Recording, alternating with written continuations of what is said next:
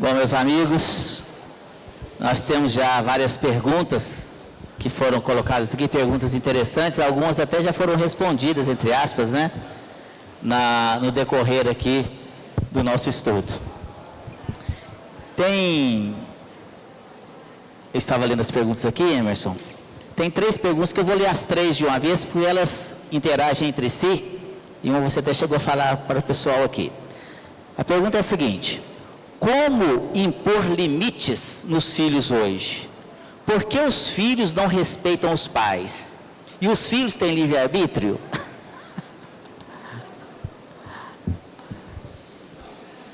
Olha só, quando a gente fala em impor limites, antes de eu pensar em impor limites, eu preciso ter limite. Se eu vou colocar limite no tom de voz, eu também não posso sair gritando, falando obscenidades, desrespeitando. Se eu vou colocar limite de horário, eu também tenho que ter disciplina no meu horário. Se eu coloco que eles precisam estudar, eu também tenho que me envolver com estudos. Então, nós vamos colocar e nós vamos seguir o limite que a gente está colocando. Porque senão fica muito descontextualizado a gente ensinar sem que a gente pratique aquilo que está ensinando. Então nós vamos fazer o melhor que a gente puder. Tem como colocar limite para eles? Tem como colocar limite. Agora, para nós colocarmos, nós temos que ser o exercício desse movimento. O problema maior é porque a gente vai cedendo. O filho pede alguma coisa, a gente coloca um limite, depois volta atrás, coloca um limite, depois volta atrás. Então eles param de nos respeitar. Eles param. Ah, mas tem coisa que a gente pode ceder? Tem. Então que a gente não coloque regras, limites, não coloque em momentos de estresse, não coloque em cima de situações de agressividade, não coloque movimentos de pânico, não coloque quando estiver com raiva. A partir de hoje eu não libero, você não vai fazer isso, isso, isso. 2 horas depois você já está arrependido de ter colocado. A gente vai perdendo a autoridade com os nossos filhos. Então tem como colocar. Filho tem livre-arbítrio? Tem. Aquela brincadeira que a gente fez, criança não tem livre-arbítrio?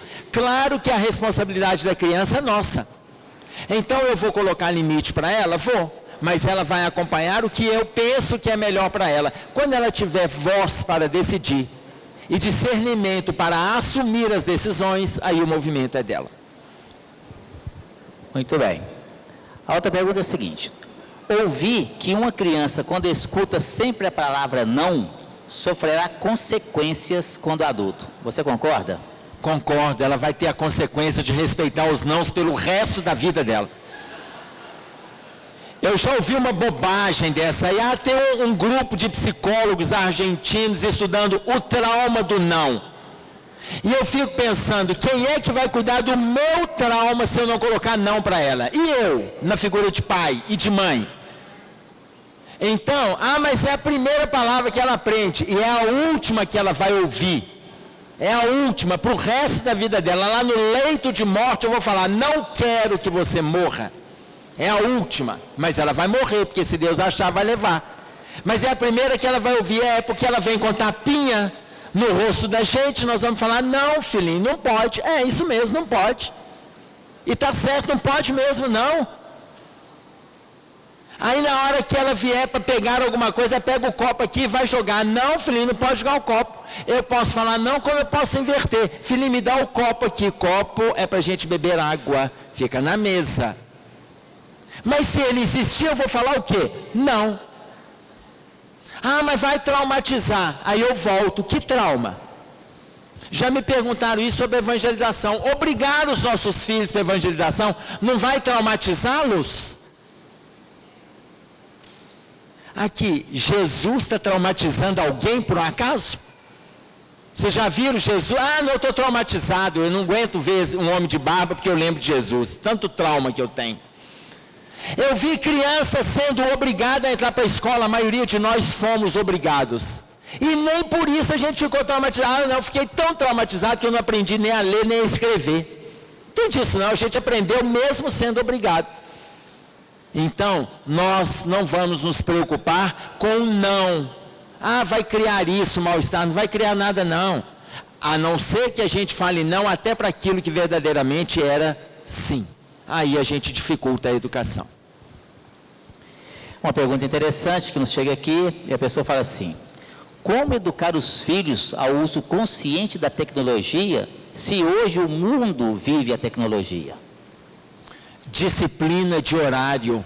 O mundo vive a tecnologia, mas eu não sou escravo do mundo. Bill Gates e Steve Jobs não deixavam as crianças com menos de 7 anos, filhos deles, brincarem no computador. Não deixavam. De 7 até 11 anos podia ficar de 1 a 2 horas. Depois de 12 anos continuaria de 1 a 2 horas e aumentaria se tivesse trabalho de escola até os 16 anos.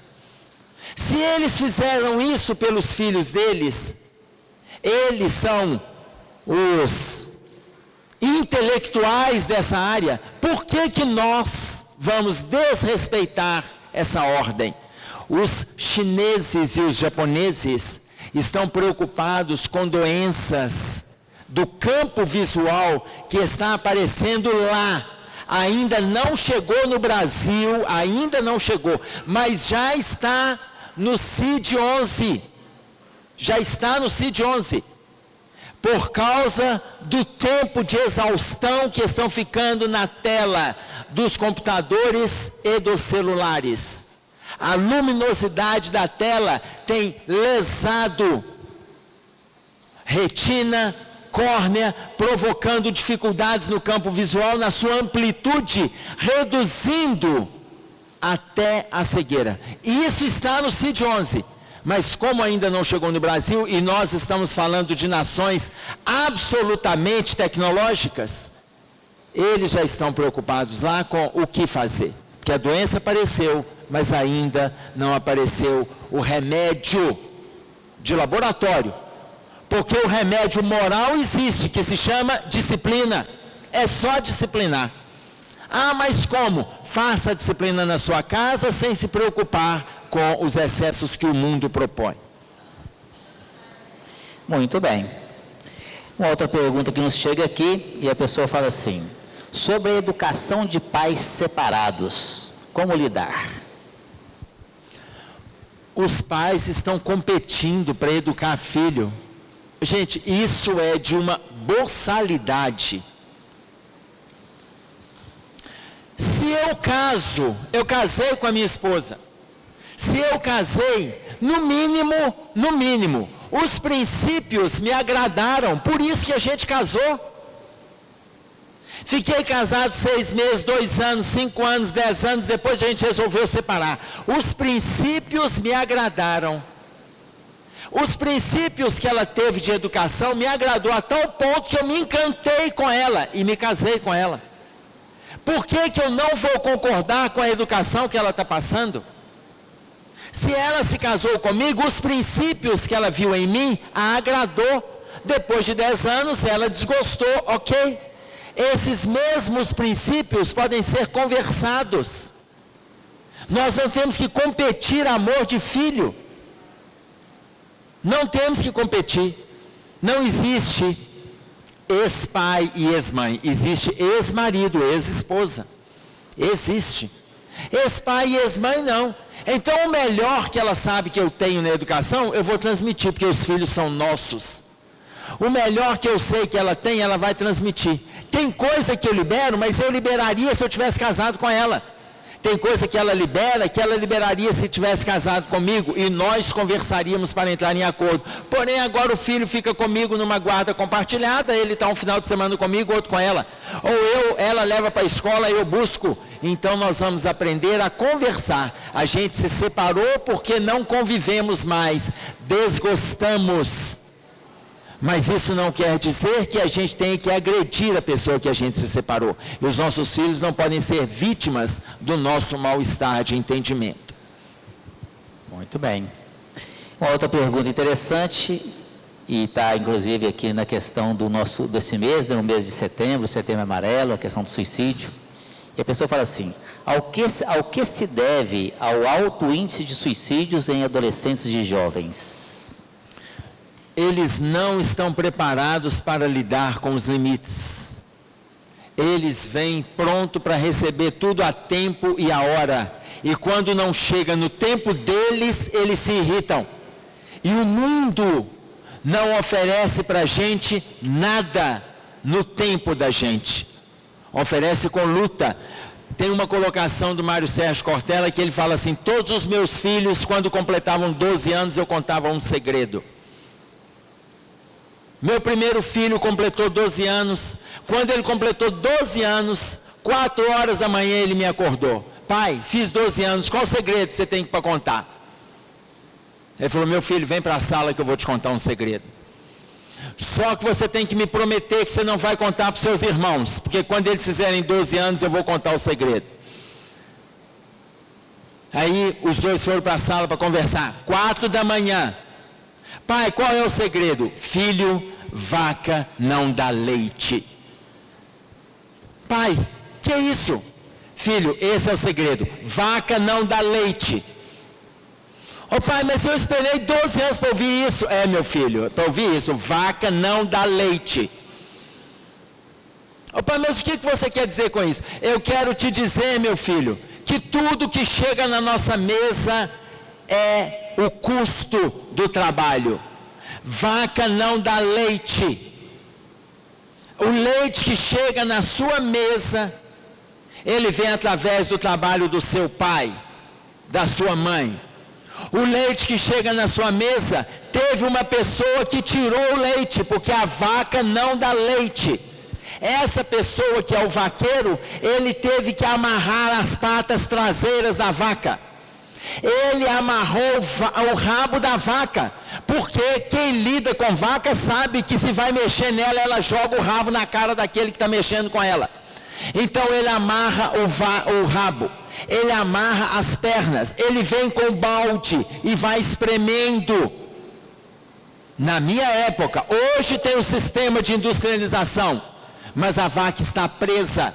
Depois que ela é recolhida, ela é levada para a industrialização, depois vai para a pasteurização, depois ela vem para a caixinha, depois eu vou no supermercado, eu compro e ela chega na sua mesa. Meu filho, vaca não dá leite. Ele está querendo dizer que os filhos estão recebendo tudo, e na hora que chega a frustração, porque o mundo vai frustrar todos nós, várias vezes, os nossos filhos não dão conta, porque nós não queremos que os nossos filhos passem por frustrações. Aumenta o índice de ansiedade, aumenta o índice de angústia, aumenta o índice de revolta.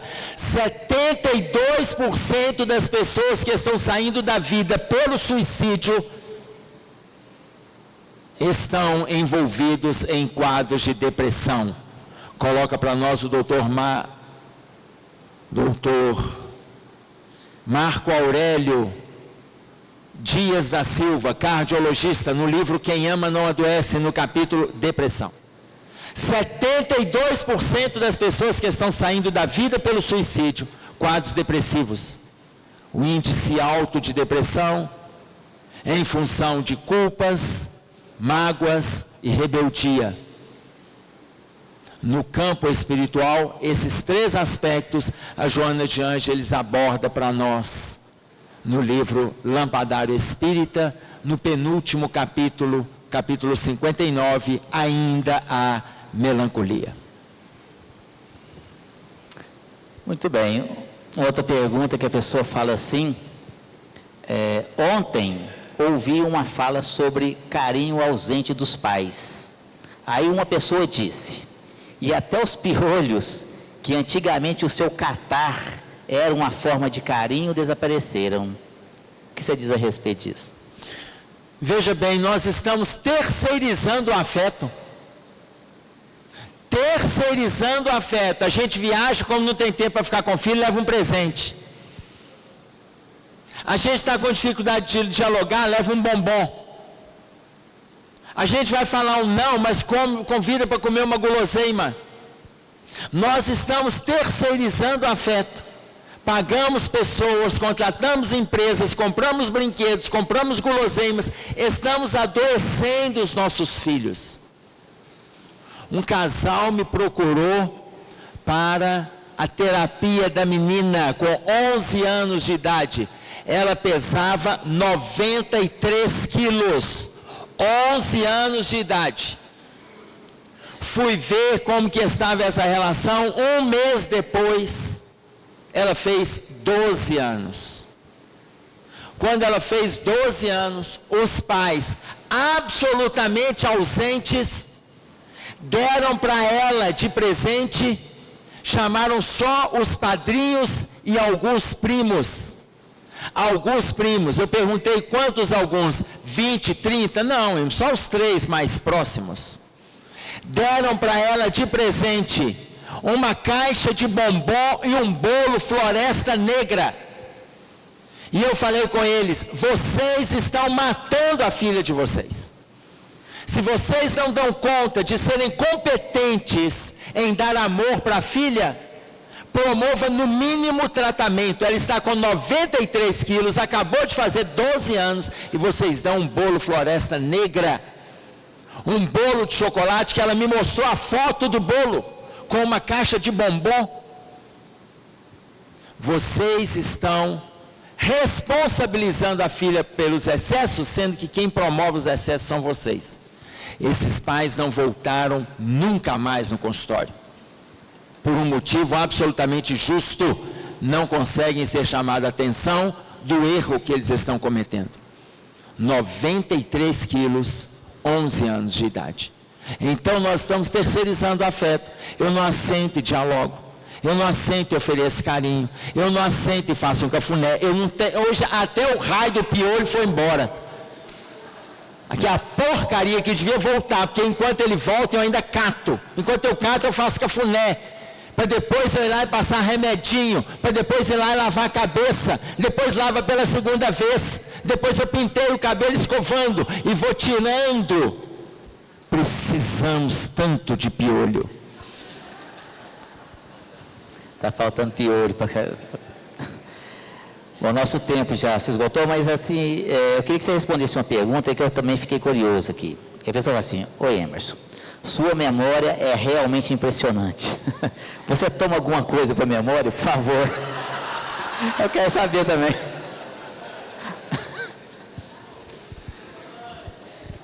Remédio para a memória.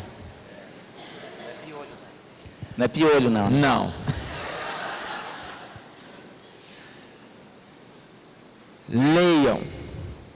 Leia, estude, divulga, veja vídeo, escuta, fala, leia, você vai lembrar. É capaz que vocês tenham lido muita coisa, mas divulgaram pouco. Leia o livro este mês, e em janeiro, este mês de setembro, e em janeiro, vocês não lembrarão da metade do livro que vocês leram. Não lembrarão. Em junho, vocês lembrarão vagamente daquilo que leram. Em janeiro de 2022, vocês não vão lembrar o autor do livro. 2 anos e meio depois de ter lido em setembro de 2019.